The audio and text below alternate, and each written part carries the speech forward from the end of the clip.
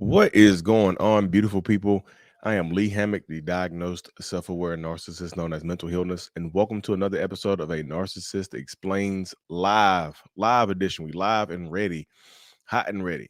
Today's episode is going to be about why do narcissists move on so quickly? Typically, not all narcissists move on quickly, but a good quantity of them will move on rather quickly, I should say. So before we hop into the live, get deep into it, I gotta shout out my kids' book. Remember, it's not your fault. This is available on Amazon. Check it out. It's the have open up conversations with your kids, tough conversations with your children, whatnot about boundaries, telling them the truth, and controlling what you can control, and all the other good good stuff, the good stuff, the good things, the tough things. But yeah, so why do narcissists move on so quickly? So one of the main reasons why you see a lot of narcissists and toxic people move on really quickly is because they can't be alone. Literally, that's one of the main reasons. A lot of narcissists and toxic people cannot stand to be alone. They really just can't. You get into the spaces when you're dealing with narcissists and toxic people where when they're alone, that's when the darkness kind of that's when the darkness kind of creeps in. That's when the dark thoughts start to pop inside of their head and things like that. That's when you get them doing a lot of different things to move on and whatnot. Like I said, the shame creeps in, like the embarrassment, the ego starts to fracture a little bit, and you're in there with like your thoughts. The thoughts start to attack them, and it's just all negative thoughts. It's very rarely any positive thoughts that creep into the mind of a lot of narcissistic people when they're by themselves, like when they've been broken up with and whatnot. So some of them don't want to be by themselves, so they move on quickly. That's why. So I get a lot, and this this right here is one of the frustrating things. I get a lot of people that just think a lot of narcissists are obsessed with how their significant others look and whatnot, which can be true for the most part for a big person. It can be true a lot of times for a narcissist to be, what I mean, um, just in that space right there. Like they can be obsessed with the looks, but not all narcissists are obsessed with looks, y'all. Not all of them are. Some of them they don't care what you look like. They don't care body type, age, what I mean, income, whatever it is. Some of them do not care what you look like. They just don't want to be by themselves, so they'll just secure a new supply just so they don't have to be by themselves, which happens a lot of times. Just in a lot of these spaces and whatnot. It's just like one of those things that pops up very often where they just cannot stand to be by themselves. So they just pick and choose the first person that shows them any type of interest, you know, and whatnot. Yeah. So some of them do have a lot of narcissists do have a type, but when you out there floating in the middle of the ocean by yourself, you tend to just grab onto what comes close to you. You're out there treading water and you're getting tired. You tend to grab on what what comes close to you. The first floating object that comes close to you. So just a lot of them would prefer a certain type of person and whatnot. But when you're lonely, you just feel that need. You just feel that space and whatnot. It just does happen. So another reason why you get a lot of narcissistic people who don't like to be by themselves is they don't want to deal with the shame, y'all. They don't want to deal with the shame. They don't want to heal. Like narcissists, I really feel like a lot of narcissists cannot heal on their own. They cannot like self-soothe. They don't want to sit by themselves in the shame and whatnot. So they use a new relationship to heal. You know, they use the next relationship to heal. They just do. They go heal in the next relationship. They just throw themselves into the next relationship partner, into the next relationship dynamic, which happens quite a bit as well. They just like literally launch themselves into something new. And that's the way it goes right there. It's just like it's wild. It's a really wild mindset to have, It's a really wild dynamic and a really wild space to be in because that's why you see they seems if y'all are watching them be with the next person, they seem so happy. Like they just seem so happy with the next person. Like, yeah, because they're forcing it. They're forcing the happiness because they want to use this next person to heal. They're forcing their happiness. They're forcing themselves to be happy. They're forcing it and whatnot. You know what I mean? It's just in the space right there. They are literally forcing happiness. So they just move on because they use the next person to heal. They just do. They really use the next relationship. They heal in the next relationship. And what y'all thinking is true. You can't heal using somebody else. You can't self-soothe using somebody else. That's just pushing down the issues. That's not dealing with the actual issues at hand. That's not dealing with what actually is going on.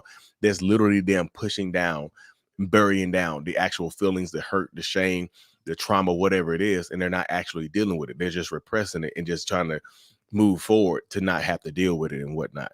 You know, yeah. So can some narcissists move on quickly because they're hobosexuals? Yeah, but that does happen. Like where they need a place to stay. That's one reason they could need a place to stay.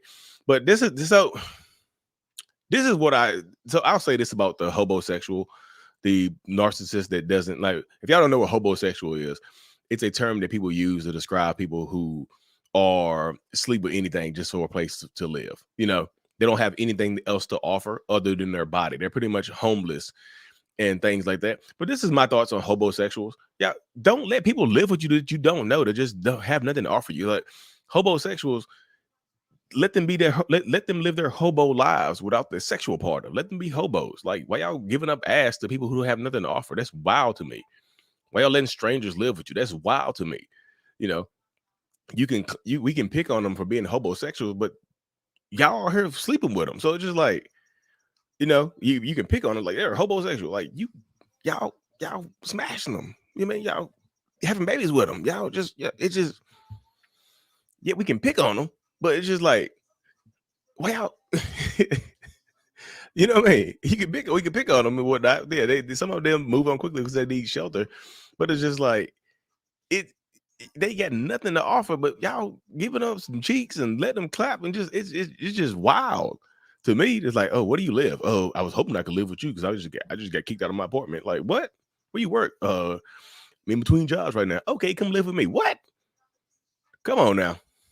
Come on. So yeah, we can pick at the hobosexuals. Hobo, not homo. Hobo. You pick on the hobosexuals, but like people giving it up to them. So it's just like what they're doing is working. It's wild to me. It be blowing my mind. I was just like, they sleep with somebody giving it up to them. You know what I mean? So that does happen. Somebody giving it up to them. But it happens. You know. So another reason why they move on so quickly is because they want to hurt you. They want to hurt the person who broke up with them. You know, they want to hurt the person who left them or broke up with them. They want to hurt the person who they feel like hurt them. You know, they want to hurt like, if you broke up with me, you hurt my ego. I want to move on quickly and be in love quickly so I can just show you that I can devalue you outside of the relationship. You know, I can break up with you outside of the relationship. You know, I can spread. I can just do all this stuff outside the relationship. I can still hurt you outside the relationship with my new supply. I can be super happy with my new partner and whatnot. And hopefully you're watching. I'm thinking that I'm living my life like you're watching. You know, I'm literally living my life like you are watching me. So it's just like in that space right there. I'm literally living my life like you are watching me. So it's just like if you're watching me and I moved on quickly, then you think you didn't hold much value. So sometimes they move on quickly just to hurt you, just to hurt your feelings. You know, it just in that space right there.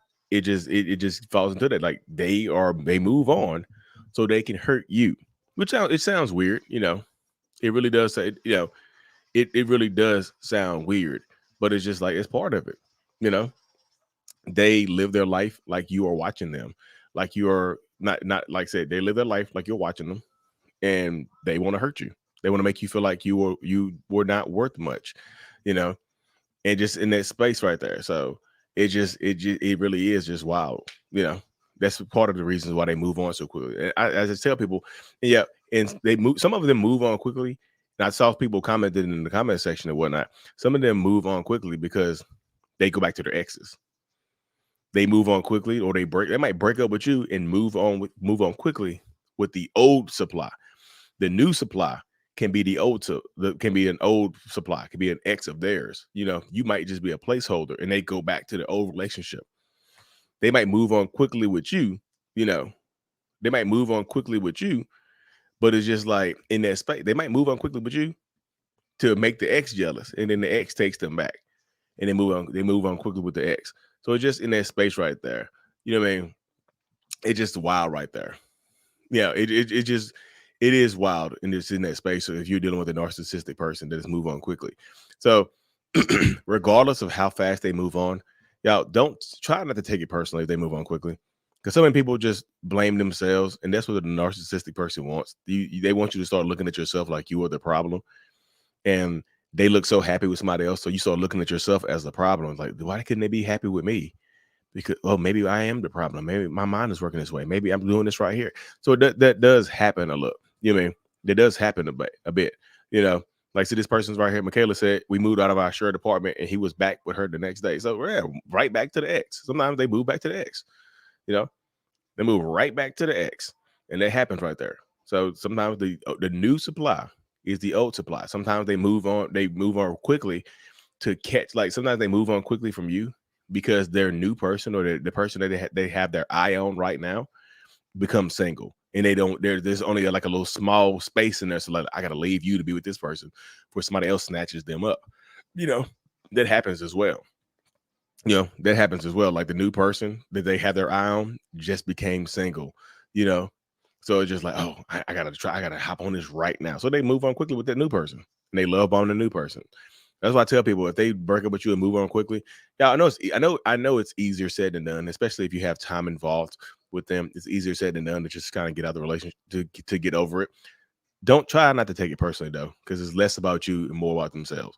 You know, because most narcissistic people are going to be self-serving people when they just, literally, it's in the phrase, they're out to serve themselves. But anyways, y'all, I'm truly thankful that y'all are here. I'll open the floor up for some questions right now. If you have a few questions I can answer. And what mine hid until I saw him with a hickey on his neck. Yikes. There you go. They try to hide the new supply, y'all. You know, what's going on, April? What is going on? What is going on? You are a narc, but does it something to know that you're hurt? I mean, some narcissists know they're hurting people. I didn't really understand that question, but some narcissistic people do know that they're hurting people. And they don't care. Yeah. New supply guy is just a friend. Okay, but she sleeps on this bed. Y'all keep believing that. We're just friends. We sleep in the same bed, naked, and we cuddle, but nothing happens. I promise you. Y'all believe that? If you believe that if you want to. You know, do they appear obsessed with the new supply when they are in lock them? Yeah, I mean, yeah, they can become obsessed really, really quickly, y'all.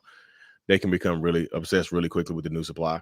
So, as I said, they move on quickly to lock them down. You know, they move on extremely quickly to lock down the new supply. You know, will they be faithful to the new supply? There's really no telling, y'all. Some narcissistic people will for a little while. Some of them, some of them might be faithful for a little bit. Some of them might move on really quickly and just be cheating. So, it really just depends on them, you know. But I wouldn't worry about them being faithful to the new supply. This is why I say right here, if y'all have forgiven them for cheating on you, and you were worried about them being faithful to the next person, you have to look internally at yourself, like, why did I forgive them for cheating? Y'all gotta stop. Look, I'm gonna keep it hot. Y'all gotta stop forgiving cheaters.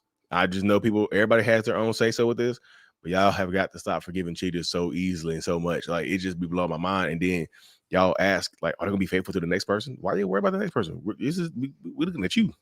You gotta look at you. We gotta look at you. You gotta look at you. You know what I mean? Because you can only control what you can control. You know, and like I said, I'm not. That's just my personal perspective. I'm just like, y'all gotta stop you forgiving them cheaters.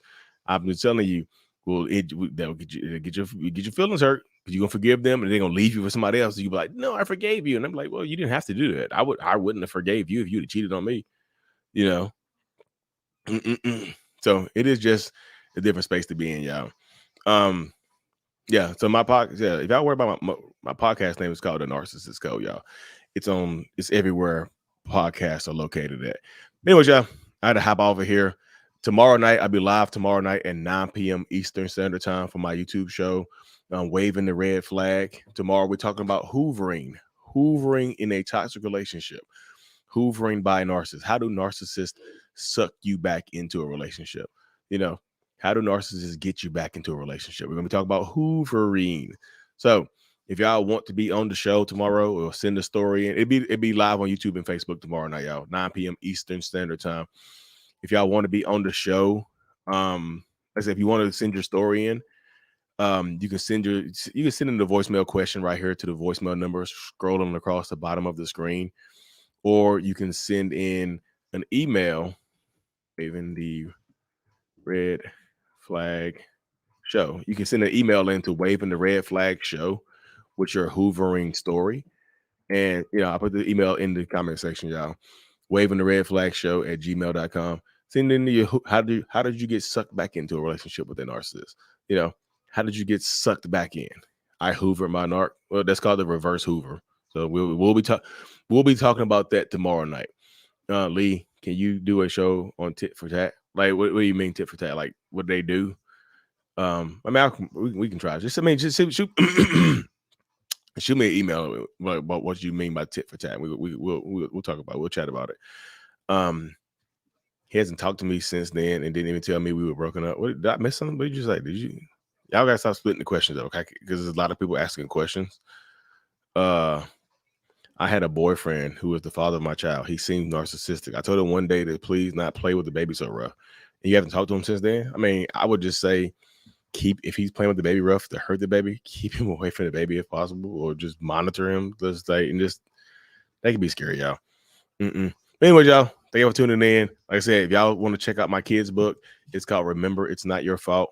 This is available on Amazon. It helps the kids understand, toxic relationship dynamics, helps them understand telling the truth, building boundaries, and all that other good stuff.